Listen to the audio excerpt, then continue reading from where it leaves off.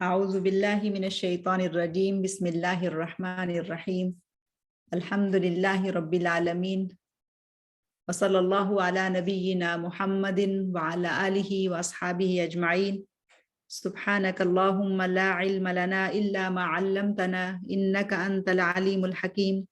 ولا حول ولا قوة الا باللہ العلی العظیم اللہم علمنا ما ينفعنا وانفعنا بما علمتنا وزدنا علما وعملا متقبلا یا رب العالمین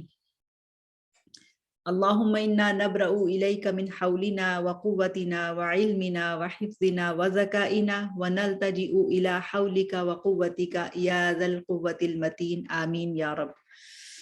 الحمدللہ، اللہ تعالیٰ کی توفیق سے ہم نے امہات المؤمنین کے حالات و واقعات کو تفصیل سے پڑھا اور فی بیت الحبیب صلی اللہ علیہ وسلم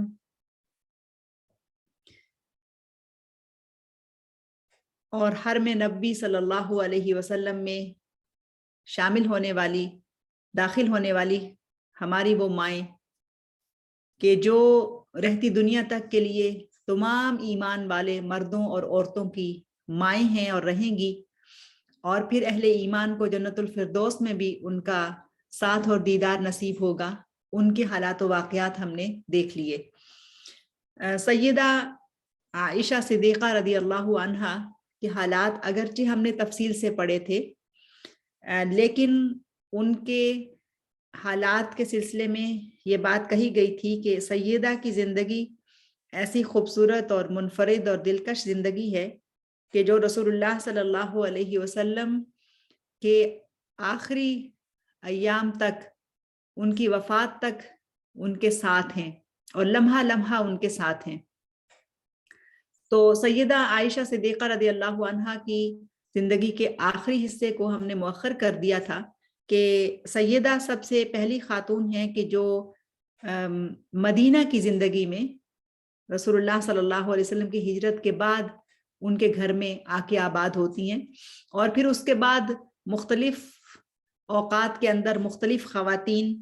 ام المؤمنین کا شرف حاصل کرتی رہیں اور حرم نبوی میں داخل ہوتی رہیں، اور ہم ان سب کے حالات و واقعات پڑھتے رہے، اور ہر ام المؤمنین کے واقعہ کے اندر ہمیں سیدہ عائشہ صدیقہ کا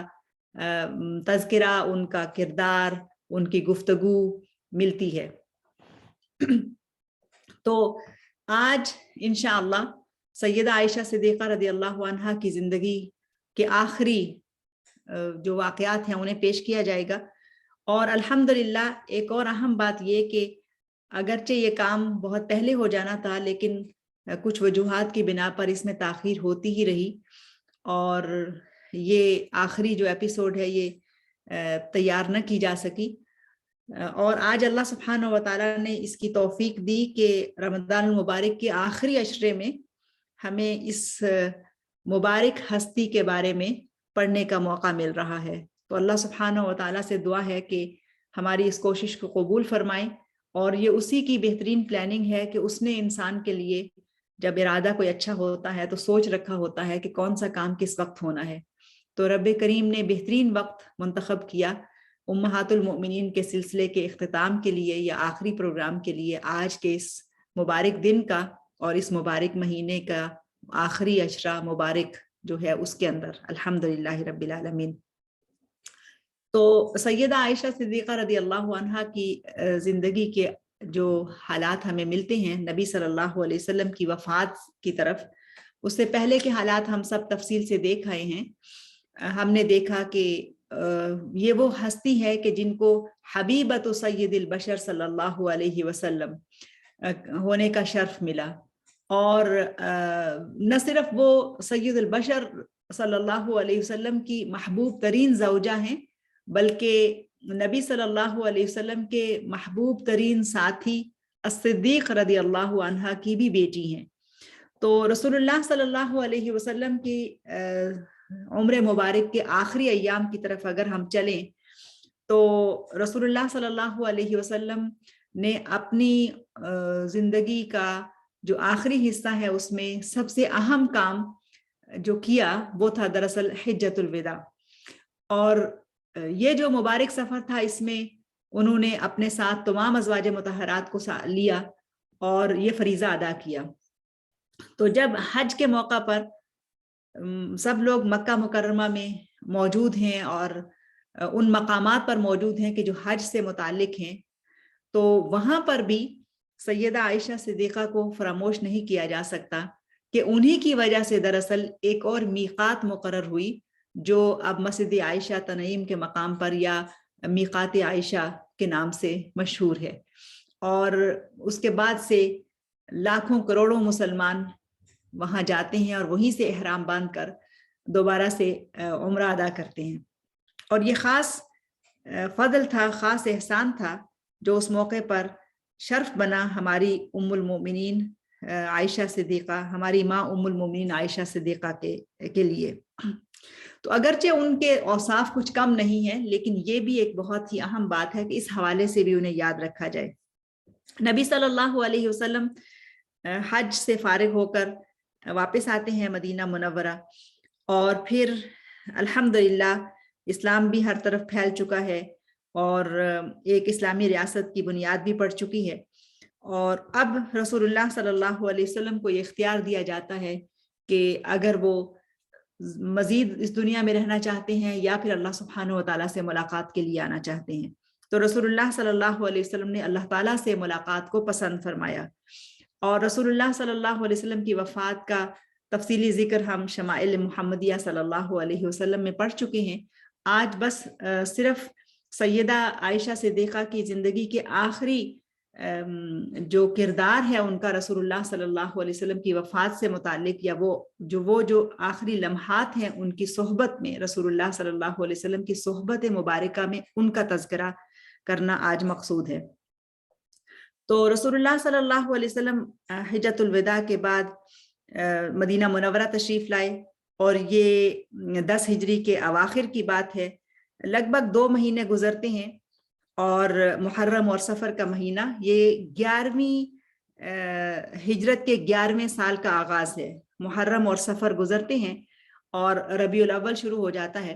تو صفر کے آخر کی طرف اور ربیع الاول کے آغاز میں رسول اللہ صلی اللہ علیہ وسلم کے جسم مبارک میں بیماری کے اثرات نمایاں ہونا شروع ہو جاتے ہیں۔ ایک رات جبکہ رسول اللہ صلی اللہ علیہ وسلم سیدہ عائشہ صدیقہ ہی کے گھر میں ہیں، اور انہیں حکم ملتا ہے کہ وہ بقیع والوں کی زیارت کے لیے جائیں، تو رات کے آخری پہر رسول اللہ صلی اللہ علیہ وسلم اپنے گھر سے نکلتے ہیں اور وہ بقیع جا کے اہل بقیع کی مغفرت کے لیے دعا کرتے ہیں۔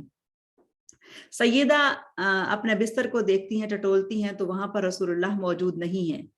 تو ان کے دل میں یہ خیال آتا ہے کہ شاید رات کے اس وقت میں رسول اللہ صلی اللہ علیہ وسلم اٹھ کر اپنی کسی اور زوجہ کے گھر میں گئے ہیں۔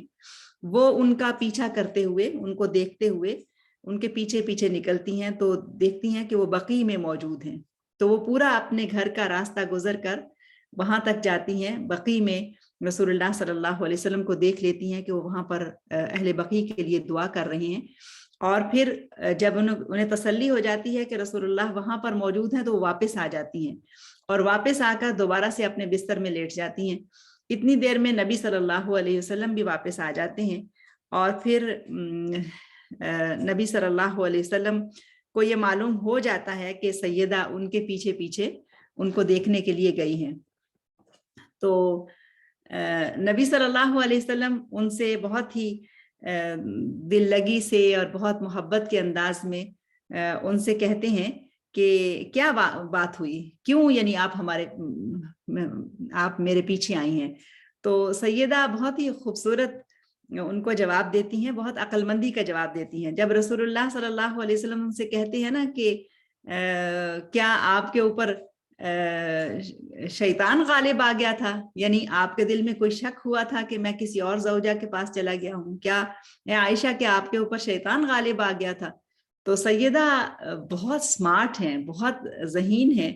اور وہ ان کے سوال کا جواب اس طرح سے نہیں دیتی کہ ہاں یا نہ میں کہیں، وہ بہت خوبصورتی سے جواباً کہتی ہیں یا رسول اللہ اولیس لک الشیطان، یا رسول اللہ کیا آپ کے ساتھ شیطان نہیں ہے، یعنی نفس شیطان نہیں ہے؟ تو اس طرح سے اتنی ذہانت سے اور اتنی خوبصورتی سے ان کو اس طرح سے جواب دیتی ہیں، اولیس لک الشیطان. تو رسول اللہ صلی اللہ علیہ وسلم مسکرا دیتے ہیں اور فرماتے ہیں بلا، جی، یعنی ہر انسان کے ساتھ اس کا نفس موجود ہے، لیکن میں نے اپنے شیطان کو، یعنی اپنے نفس کو اپنے تابع کر لیا ہے. میرا نفس، میرا شیطان میرے کنٹرول میں ہے، میں نے اپنے تابع کر لیا ہے. یہ خوبصورت گفتگو ان دونوں شوہر اور بیوی کے درمیان میں ہوتی ہے. اور پھر سیدہ اپنے سر میں درد کی شکایت کرتی ہیں اور وہ کہتی ہیں واہ رأساہو، کہ ہائے میرے سر میں درد ہے. اور اسی دوران یعنی انہی دنوں میں رسول اللہ صلی اللہ علیہ وسلم کی بھی تکلیف اور مرض جو ہے وہ ظاہر ہونا شروع ہو گیا تھا. تو رسول اللہ صلی اللہ علیہ وسلم ان سے کہتے ہیں کہ میرے بھی سر میں درد ہے. اور پھر جب سیدہ عائشہ صدیقہ بار بار اپنے سر درد کا تذکرہ کرتی ہیں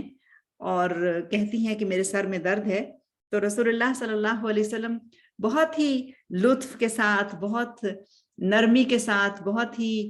تالیف قلب کرتے ہوئے، دل لگی کے ساتھ ان سے کہتے ہیں کہ عائشہ کوئی بات نہیں، کہ اگر تو مجھ سے پہلے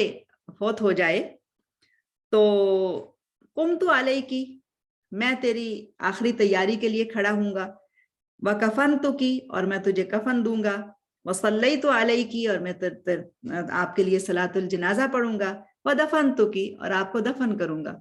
تو اس طرح کی اتنی خوبصورت گفتگو ان دونوں کے درمیان میں ہوتی ہے.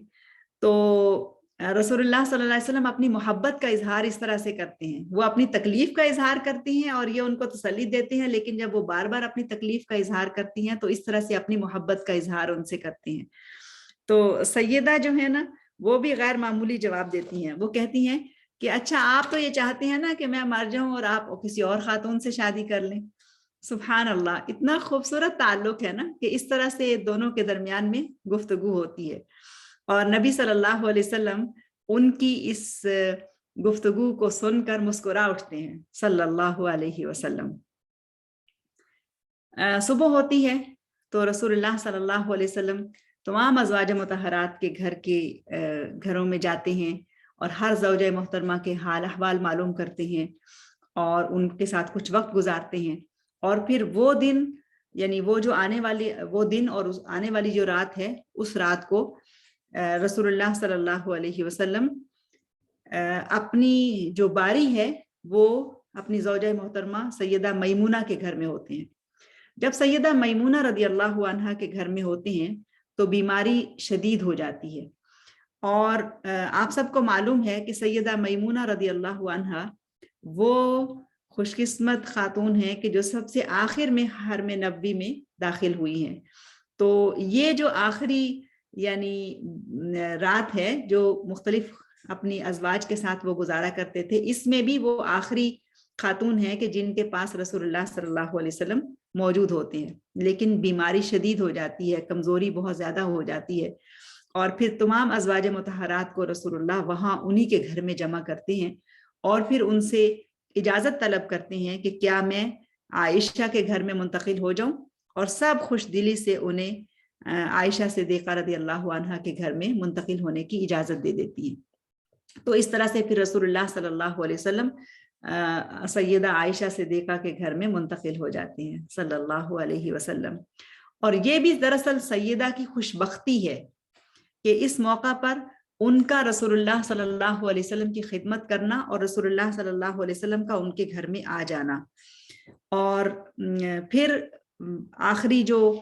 ایام ہیں وہ وہاں پر گزرتے ہیں، اور اس تفصیل میں نہیں جا رہی چونکہ یہ سب ہم پڑھ چکے ہیں کہ رسول اللہ صلی اللہ علیہ وسلم سیدہ عائشہ صدیقہ کے گھر میں ہیں اور پھر سیدنا ابوبکر صدیق کو حکم دیتے ہیں کہ وہ نماز پڑھائیں، اور پھر بیماری جو ہے وہ شدید ہوتی چلی جاتی ہے اور پھر یہاں تک کہ وفات کا وقت آ جاتا ہے. تو جب رسول اللہ صلی اللہ علیہ وسلم کی وفات کا وقت آتا ہے تو اس وقت بھی رسول اللہ صلی اللہ علیہ وسلم کا سر مبارک سیدہ کی گود میں ہے. تو سیدہ کو یہ جو اعزاز ہے، ہر اعزاز ان کا دوسرے سے بڑھ کر کے ہے، لیکن یہ جو اعزاز ہے یہ خاص ان کا ہے، بہت ساری چیزیں خاص ہیں، لیکن یہ تو خاص الخاص ہے کہ وفات سے پہلے رسول اللہ صلی اللہ علیہ وسلم کا سر مبارک ان کی گود میں ہے، اور وہ خود کہتی ہیں قبض رسول اللہ صلی اللہ علیہ وسلم بین سحری و نحری، کہ میرے سینے پر ان کا سر تھا، میری گود میں وہ تھے، اور اس حالت میں ان کی وفات ہوئی ہے۔ اور یقیناً اسلام کے اوپر ابو بکر صدیق اور ان کے مبارک گھر والوں کے بہت سارے احسانات ہیں، اور لیکن یہ جو احسان ہے ابو بکر صدیق رضی اللہ عنہ کا، جو رسول اللہ صلی اللہ علیہ وسلم کے وفات کے وقت امت کو متحد رکھنے کا ہے، یہ بھی بہت بڑا احسان ہے کہ جب سب لوگ پریشان ہو جاتے ہیں، حتیٰ کہ عمر الفاروق جیسے انسان بھی اپنے حواس کھو بیٹھتے ہیں، تو وہ یہاں تک کہ وہ بھی یہ کہہ دیتے ہیں کہ اگر کوئی شخص یہ کہے گا کہ محمد صلی اللہ علیہ وسلم انتقال فرما گئے ہیں تو میں اس کا سر قلم کر دوں گا۔ لیکن ابو بکر صدیق رضی اللہ عنہ آتے ہیں اور پھر نبی صلی اللہ علیہ وسلم کے سر مبارک کے اوپر بوسہ دیتے ہیں، اور وا خلیلہ وا صدیقہ، اس طرح کے الفاظ کہتے ہیں، اور پھر سب کو تسلی دیتے ہیں، اور یہ آیت پڑھتے ہیں کہ انہو من کان یعبد محمدن، یہ الفاظ کہتے ہیں اس آیت کی روشنی میں۔ آیت یہ ہے وما محمد الا رسول قد خلت من قبلہ الرسل افإن مات او قتل انقلبتم على اعقابکم ومن ينقلب على عقبیہ فلن يضر اللہ شیئا فسيجزی اللہ الشاکرین، آل عمران 144 آیہ۔ اور اس آیت کی روشنی میں ابو بکر صدیق رضی اللہ عنہ کہتے ہیں انہو من کان یعبد محمدا فإن محمدا قد مات، اگر کوئی محمد صلی اللہ علیہ وسلم کی عبادت کرتا تھا تو اس کو معلوم ہو جانا چاہیے کہ محمد رسول اللہ صلی اللہ علیہ وسلم وفات پا چکے ہیں۔ ومن کان یعبد اللہ فإن اللہ حی لا یموت، اور جو کوئی اللہ کی عبادت کرتا ہے تو اس کو یہ معلوم ہونا چاہیے کہ اللہ سبحانہ و تعالی حی ہے، ہمیشہ زندہ ہے، اور اس کو ہرگز موت نہیں آئے گی، یا کبھی بھی موت نہیں آئے گی۔ تو جب یہ آیات تلاوت ہوتی ہیں تو پھر لوگ سنبھل جاتے ہیں، اور ان کو اس بات کا یقین ہو جاتا ہے کہ محمد رسول اللہ صلی اللہ علیہ وسلم وفات پا چکے ہیں۔ اور اب ایک اور جو اعزاز ہے سیدہ کی شخصیت کو پڑھتے ہوئے، اور ان کا جو خاص مقام ہے امت مسلمہ کے اندر اور ہر اہل ایمان کے دل کے اندر، اس کو اس طرح سے ذرا سوچئے کہ رسول اللہ صلی اللہ علیہ وسلم کی وفات کے بعد سے لے کے اب تک اور قیامت تک کے لیے ہر وہ مومن اور مومنہ کہ جو روضہ مبارک صلی اللہ علیہ وسلم کی زیارت کرتا ہے، وہ گویا عائشہ صدیقہ رضی اللہ عنہا کے گھر کی زیارت کرتا ہے۔ سبحان اللہ، اس طرح سے ذرا سوچیں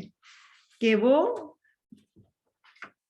سیدہ کے گھر کی زیارت کر رہا ہے، اور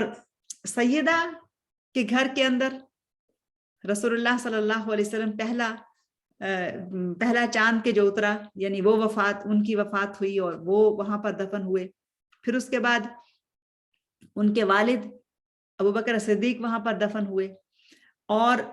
اس کے بعد جو باقی جگہ تھی انہوں نے خود اپنے لیے رکھی ہوئی تھی۔ لیکن جب سیدنا عمر رضی اللہ عنہ کی وفات کا وقت ہوا تو انہوں نے وہ جگہ لینے کی ان سے درخواست کی۔ اب اگرچہ یہ واقعہ سیدنا عمر رضی اللہ عنہ کی وفات سے متعلق ہے، لیکن میں یہاں پر یہ واقعہ اس لیے بیان کرنا چاہوں گی کہ اس واقعہ کی روشنی میں سیدہ کی عظمت کا اندازہ لگائیے، اور سیدہ کا جو مقام اور مرتبہ ہے اور ان کی جو وسعت قلبی ہے اس کا اندازہ لگائیے، ان کے ایثار کا اندازہ لگائیے کہ کتنی بڑی قربانی انہوں نے امیر المومنین عمر بن الخطاب رضی اللہ عنہ کے لیے کی تھی۔ تو عمر بن الخطاب رضی اللہ عنہ کی وفات کا مختصر سا واقعہ میں آپ کے سامنے رکھتی ہوں کہ جب وہ، آپ سب کو معلوم ہے کہ امام کی حیثیت سے مسجد نبی میں کھڑے تھے، اور نماز ہی کے دوران ان کے اوپر حملہ ہوا، اور حملہ اتنا شدید تھا کہ وہ گر پڑے، اور جب ان کو اٹھا کر ان کے گھر لایا گیا اور علاج معالجہ کرنے کی کوشش کی گئی، لیکن کوئی صورت نہیں بنی کہ ان کا زخم بہت گہرا تھا، تو اسی حالت میں دودھ پیش کیا گیا. تو جب دودھ پیش کیا گیا تو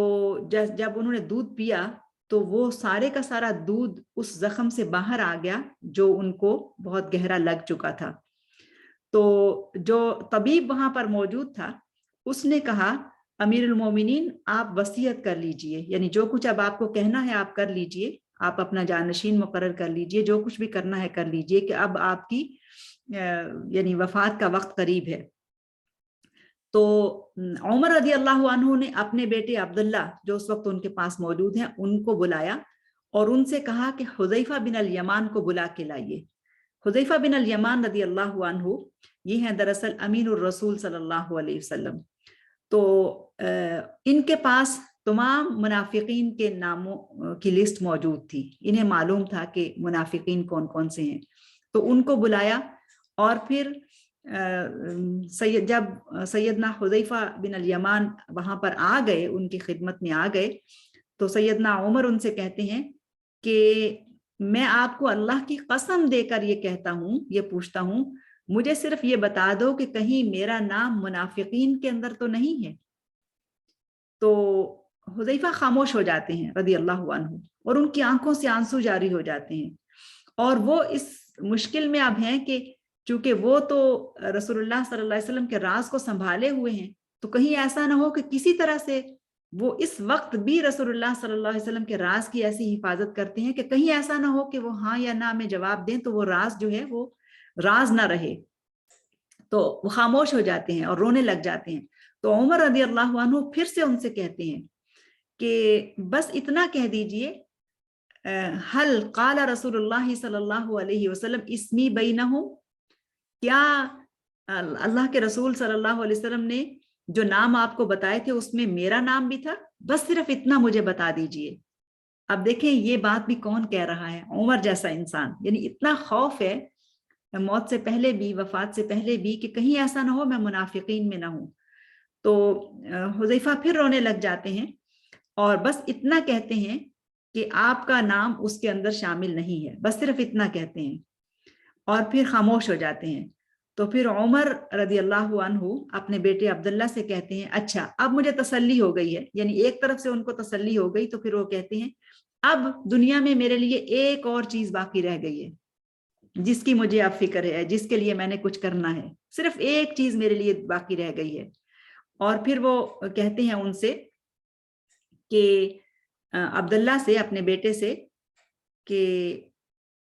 میں رسول اللہ صلی اللہ علیہ وسلم کے پڑوس میں دفن ہونا چاہتا ہوں, لیکن وہ جگہ تو ام المومنین عائشہ صدیقہ رضی اللہ عنہا کے لیے ہے. آپ جاؤ اور ام المومنین عائشہ کو میرا سلام کہنا, اور پھر ان سے یہ کہنا کہ ان اذنتی ان یدفن عمر تحت قدمی صاحبیہ, کیا آپ اس بات کی اجازت دیتی ہیں کہ عمر اپنے دونوں ساتھیوں کے قدموں کے نیچے دفن ہو جائے, یعنی دونوں ساتھی رسول اللہ صلی اللہ علیہ وسلم اور ابو بکر صدیق. سبحان اللہ, اتنے زبردست لفظ ہیں یہ. ان اذنتی ان یدفن عمر تحت قدمی صاحبیہ, کیا عمر اپنے ساتھیوں کے, اپنے دونوں ساتھیوں کے قدموں میں دفن ہو سکے, کیا آپ مجھے اس بات کی اجازت دیتی ہیں؟ عبداللہ رضی اللہ عنہ یہ درخواست لے کر ان کے پاس جاتے ہیں اور پھر سیدہ ان کی اس بات کو سنتی ہیں اور رو پڑتی ہیں اور پھر کہتی ہیں کہ نعم قد کنت اعدت هذا القبر لی, یہ جگہ تو میں نے اپنے لیے محفوظ رکھی ہوئی تھی, والیوم اترکہ لعمر, لیکن آج میں اسے عمر کے لیے وقف کرتی ہوں, دے دیتی ہوں, چھوڑ دیتی ہوں, میں آج اس جگہ کو عمر کے لیے چھوڑ دیتی ہوں. اتنی بڑی قربانی کہ وہ جگہ کے جو سیدہ کے لیے ہے اس کو وہ سیدنا ابو بکر صدیق کے لیے چھوڑ رہی ہیں. عبداللہ خوش ہو جاتے ہیں اور خوشی خوشی واپس آتے ہیں اور آ کے اپنے والد سیدنا عمر کو یہ بات بتاتے ہیں. تو سیدنا عمر کہتے ہیں, خوش ہو جاتے ہیں, اور سیدنا عمر کہتے ہیں کہ اب مجھے میرا جو رخسار ہے, میرا چہرہ جو ہے اس کو مٹی کے اوپر رکھ دو, اور پھر اسی طرح سے ان کی خواہش کے مطابق کیا جاتا ہے، اور پھر جب ان کا چہرہ مٹی پر رکھ دیا جاتا ہے تو پھر اپنے بیٹے کی طرف کہتے ہیں، اور وہ ان سے کہتے ہیں، ان کا بیٹا ان سے کہتا ہے کہ کیوں آپ اپنے رخسار کو مٹی کے اوپر رکھنا پسند کرتے ہیں؟ تو عمر کہتے ہیں دا خد ابی کا علی ترابی، اپنے باپ کے چہرے کو مٹی کے اوپر رکھ دو، اور فویل العمر ان لم یغفر له ربہ غدا، عمر کی بربادی ہے اگر کل کو اس کے رب نے اس کو معاف نہ کیا۔ اور پھر عمر رضی اللہ عنہ پھر سے اپنے بیٹے کو یہ وصیت کرتے ہیں کہ جب میری وفات ہو جائے تو مجھے مسجد رسول صلی اللہ علیہ وسلم کی طرف لے کر جانا، اور پھر حذیفہ رضی اللہ عنہ کی طرف دیکھنا کہ کیا وہ میرے جنازے میں شامل ہو رہے ہیں، اور پھر اگر وہ میرے جنازے میں شامل ہو رہے ہیں تو پھر مجھے رسول اللہ صلی اللہ علیہ وسلم کے گھر کی طرف لے جانا، اور پھر میری میت کو عائشہ صدیقہ کے دروازے کے اوپر رکھ دینا، اور پھر دروازے کے اوپر کھڑے ہو جانا، اور پھر ان سے کہنا، عائشہ صدیقہ سے کہنا، یا اماہ ولدک عمر ولا تقل امیر المومنین، وہاں جب تم مجھے لے جاؤ تو کہنا اے ماں آپ کا بیٹا عمر۔ اب اندازہ لگائیے یہاں پر یعنی جو روحانی رشتہ ہے ام المومنین ہونے کی حیثیت سے، اس کے واسطے سے سیدنا عمر بات کر رہے ہیں، تو اپنے بیٹے سے کہتے ہیں کہ مجھے وہاں پر لے جانا، یہ نہ کہنا لا تقل امیر المومنین، یہ نہ کہنا کہ امیر المومنین عمر آئے ہیں، بلکہ یہ کہنا کہ آپ کا بیٹا عمر آیا ہے، فقط تکون استحیت منی فاذنت لی فاذنت لی فان لم تاذن فدفنی فی مقابر المسلمین۔ وہ کہتے ہیں کہ وہاں پر مجھے لے جانا، میری جسم کو وہاں رکھنا، اجازت طلب کرنا، پھر اگر عائشہ صدیقہ مجھے اجازت دے دیتی ہیں کہ مجھے وہاں دفن کر دیا جائے تو پھر مجھے وہاں پر دفن کر دینا، اور اگر وہ مجھے اجازت نہیں دیتی ہیں تو پھر مجھے بقیع کی طرف لے جانا، مقابر المسلمین کی طرف لے جانا، اور وہاں پر مجھے دفن کر دینا۔ تو پھر اس کے بعد ایسا ہی ہوا کہ جب ان کی وفات ہو گئی اور پھر حذیفہ رضی اللہ عنہ بھی اس میں شریک ہوئے، انہوں نے بھی سیدنا عمر کے جسم مبارک کو اٹھایا اور پھر وہ اسی طرح سے لے کر گئے وہاں پر، اور سیدہ عائشہ صدیقہ کے گھر کے سامنے پہنچ کر، وہ مبارک گھر کے جو آج آباد ہے اور ہر کوئی اس کی زیارت کرتا ہے، وہاں پر جب پہنچے تو اسی طرح سے انہوں نے پھر سیدنا عمر کی جو بات کہی ہوئی تھی اس کو ان کے سامنے پیش کیا اور ان سے اجازت طلب کی، تو سیدہ نے اجازت دی اور فرمایا ادخلوہ، ان سے کہا کہ ادخلوہ، آپ ان کو داخل کر لیجئے، یعنی آپ لے آئیے۔ اور پھر اس طرح سے سیدنا عمر رضی اللہ عنہ کو نبی صلی اللہ علیہ وسلم اور ابوبکر صدیق کے پہلو میں دفن کر دیا گیا۔ تو اگرچہ یہ واقعہ تو سیدہ کی وفات سے متعلق نہیں، ابوبکر صدیق رضی اللہ عنہ کی وفات سے متعلق ہے، لیکن سیدہ نے اتنی بڑی قربانی دی تھی، اور جب میں اس واقعہ کو پڑھتی ہوں تو اس کی روشنی میں سیدہ عائشہ صدیقہ کی پوری زندگی کو دیکھتی ہوں تو میں کہتی ہوں کہ ان کی تو ہر بات ہی بہت عالی شان ہے، ان کی تو ہر ادا ہی بہت نرالی ہے، ان کا فضل، ان کا مقام، ان کا مرتبہ بہت اعلیٰ ہے، لیکن صرف اسی بات کو دیکھ لیا جائے کہ کتنی محبت تھی ان کو رسول اللہ صلی اللہ علیہ وسلم کے ساتھ اور اپنے والد کے ساتھ، وہ خاتون کے جو اپنے شوہر اور اپنے والد، اور وہ بھی کوئی معمولی شوہر نہیں، خاتم النبیین اور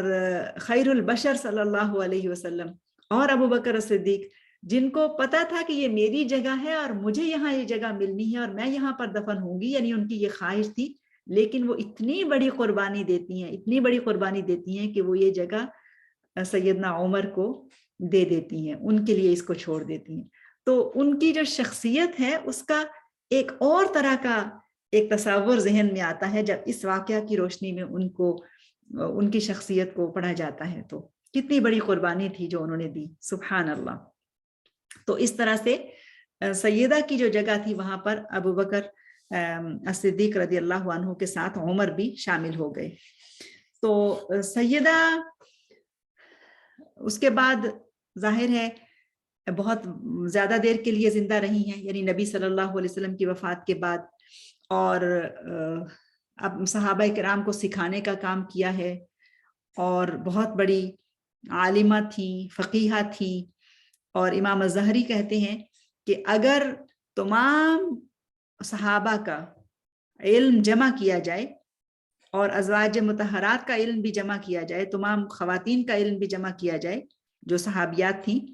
तो सैयदा आयशा सिद्दीक़ा का जो इल्म है वो उन सब से ज़्यादा अफजल है। और हिशाम बिन उर्वा अपने बाप से रिवायत करते हैं, वो कहते हैं कि मा रअयतु अहदन अअलमु बिफ़िक़्हि वला बितिब्बिन वला बिशिअरिन मिन आयशा, कि मैंने फ़क़ीह होने की हैसियत से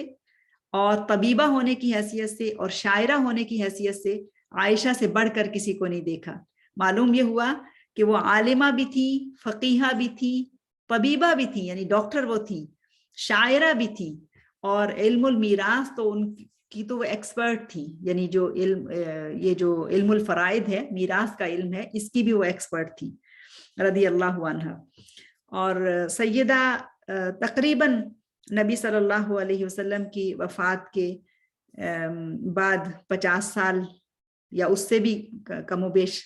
कम या ज़्यादा जिंदा रही हैं, और 66 साल की उम्र में उनकी वफ़ात हुई है। और जब उनकी वफ़ात हुई है तो रमज़ान का महीना था, और रमज़ान के महीने में वो उनकी वफ़ात हुई है, और उनका जनाजा पढ़ाया है अबू हुरैरा रज़ी अल्लाह अन्हु ने। और सैयदा को बकी में दफन किया जाता है, और उनको अगरचे उनकी अपनी औलाद नहीं है, लेकिन उनको कब्र में उतारने वाले बहुत आला मकाम वाले सहाबा जो कि उनके अजीज रिश्तेदार हैं, वो इस तरह से हैं कि उनकी बहन के बेटे,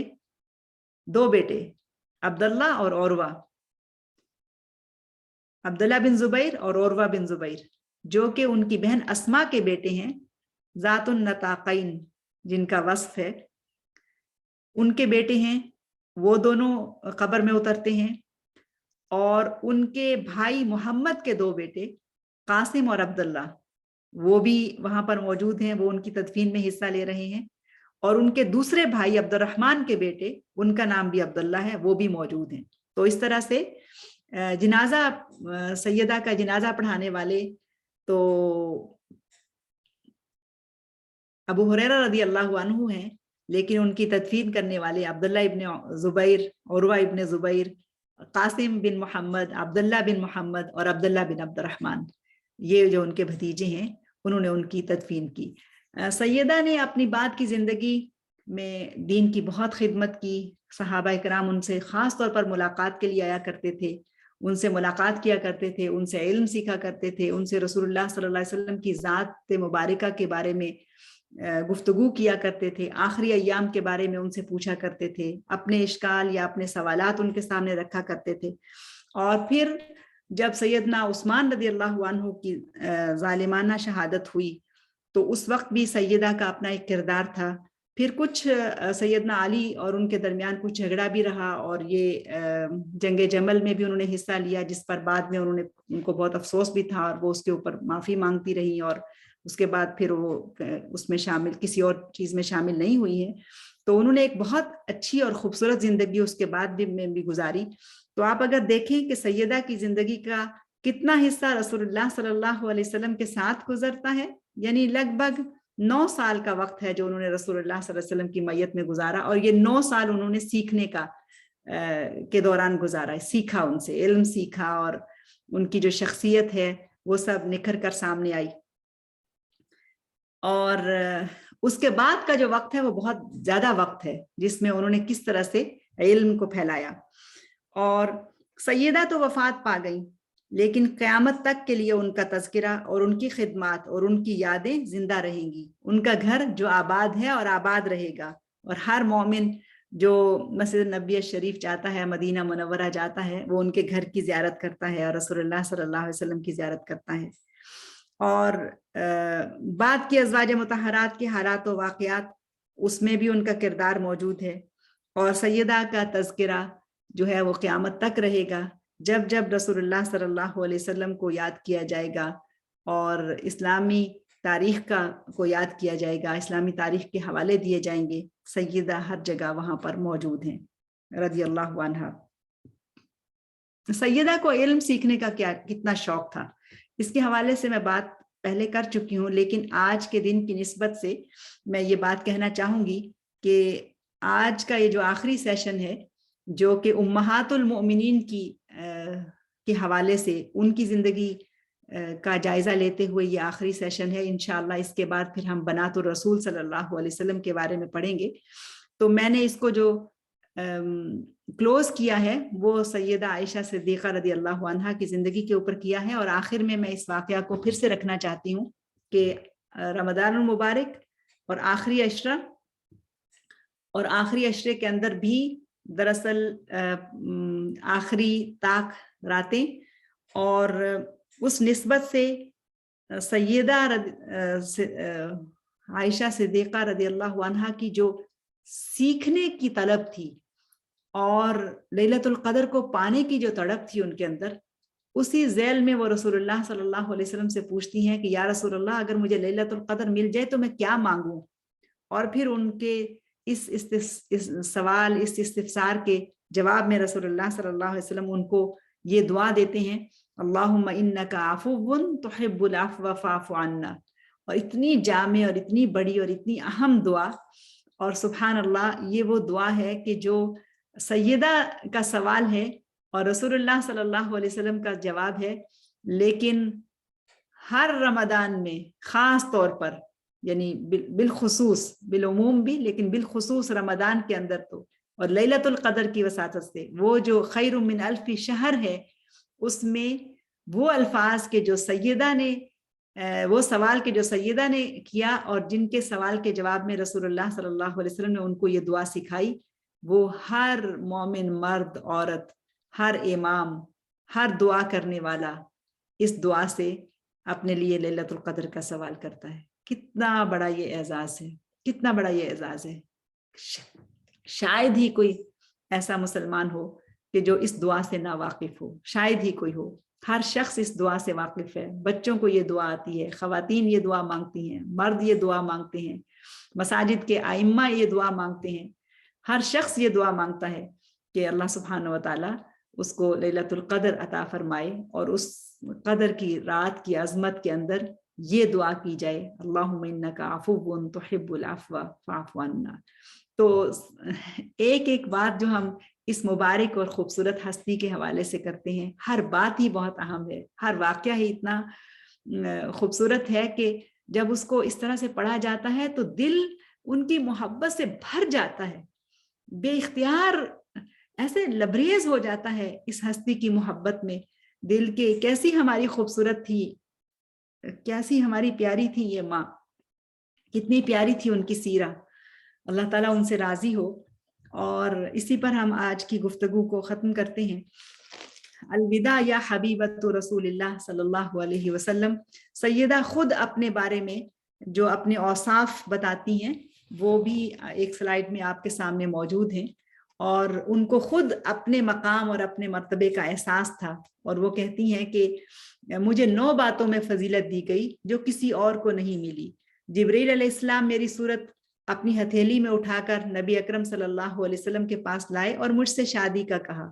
میرے علاوہ نبی صلی اللہ علیہ وسلم نے کسی کنواری عورت سے شادی نہیں کی. جب آپ فوت ہوئے تو آپ کا سر مبارک میری گود میں تھا.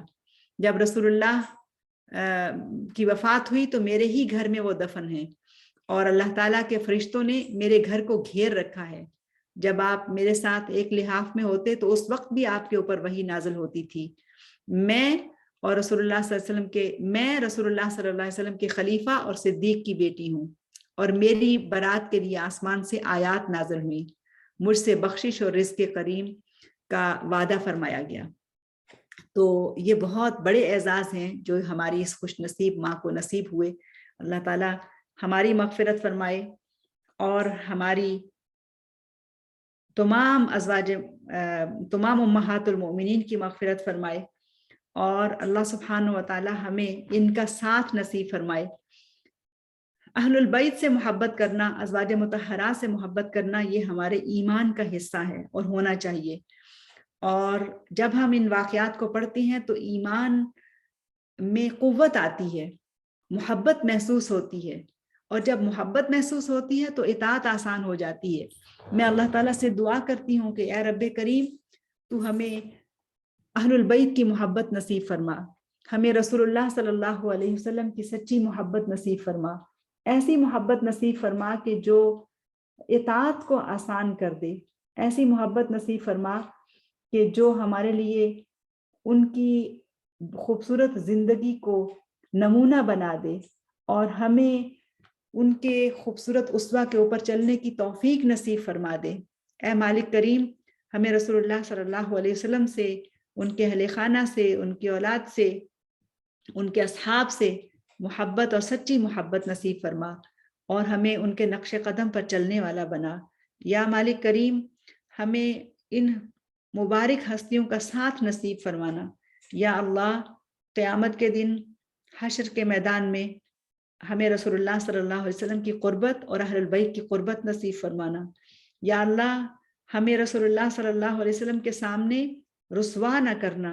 یا اللہ ہمیں ان خوبصورت ہستیوں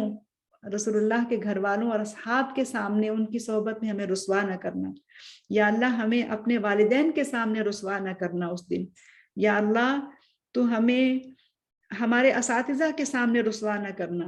یا اللہ تو ہمیں اہل ایمان کے سامنے رسوا نہ کرنا. یا اللہ تو ہمیں پوری انسانیت کے سامنے ذلیل و رسوا ہونے سے بچا لینا. یا اللہ تو ہمارے اوپر جیسے دنیا میں ہمارے گناہوں کے اوپر پردے رکھتا ہے, اللہم استر عوراتنا وآمن روعاتنا, یا اللہ جیسے تو ہمارا دنیا کے اوپر پردہ رکھتا ہے ایسے ہی ہمارے آخرت کے اندر بھی ہمارے اوپر پردہ رکھنا. یا اللہ استرنا فوق الارض, استرنا تحت الارض, استرنا یوم العرض یا رحمان یا رحیم. یا اللہ زمین کے اوپر بھی ہمارے گناہوں پہ پردے ڈالے رکھنا, جب ہم زمین کے نیچے جائیں تب بھی ہمارے گناہوں پہ ہماری پردہ پوشی فرمانا. اور اے اللہ جب ہم تیرے سامنے پیش ہوں تو اس دن بھی تو ہمیں ہمارے گناہوں کو پردے میں رکھنا, ہمیں اپنے ستر میں رکھنا. یا رب یا رب یا رب یا رب یا اللہ, آمین یا رب العالمین. اور اے اللہ ہمیں اپنے حبیب محمد مصطفیٰ صلی اللہ علیہ وسلم کے ہاتھوں حوض کوثر سے پانی پینے کی توفیق نصیب فرمانا. یا اللہ وہاں پر ہماری ان سے ملاقات کرا دینا, وہاں پر ہمیں ان کے قریب کر دینا. یا اللہ ہم ان لوگوں میں شامل ہوں کہ جو شربتاً ہنیئا مریئا رسول اللہ صلی اللہ علیہ وسلم کے ہاتھ سے پئیں. یا اللہ ہمیں جنت الفردوس میں ان کی صحبت اور ان کا ساتھ نصیب فرمانا, اہل البیت کا ساتھ نصیب فرمانا, اور ہمیں ان کا پڑوسی بنانا. اللہ تعالیٰ ہمیں ایسی محبت نصیب فرما, وہ محبت سچی محبت جو آپ کی محبت, آپ کے نبی کی محبت, تمام انبیاء کی محبت, اہل ایمان کی محبت, جو سب محبتوں پر غالب آ جائے, جو سب محبتوں پر غالب آ جائے. اور اے اللہ اس محبت کو ہمارے حق میں حجت بنانا, اور اس محبت کے بدلے میں تو ہمیں عرش کے نیچے جگہ نصیب فرمانا. اللہ تعالیٰ تو ہماری کوششوں کو قبول فرما. سبحان ربک رب العزت عما یصفون وسلام علی المرسلین والحمد للہ رب العالمین. ربنا تقبل منا انک انت السمیع العلیم وتب علینا انک انت التواب الرحیم. وصلی اللہ تعالی علی خیر خلقہ محمد وعلی آلہ وصحبہ اجمعین. والعصر بسم اللہ الرحمن الرحیم. والعصر ان الانسان لفی خسر الا الذین آمنوا وعملوا الصالحات وتواصوا بالحق وتواصوا بالصبر. السلام علیکم ورحمۃ اللہ وبرکاتہ.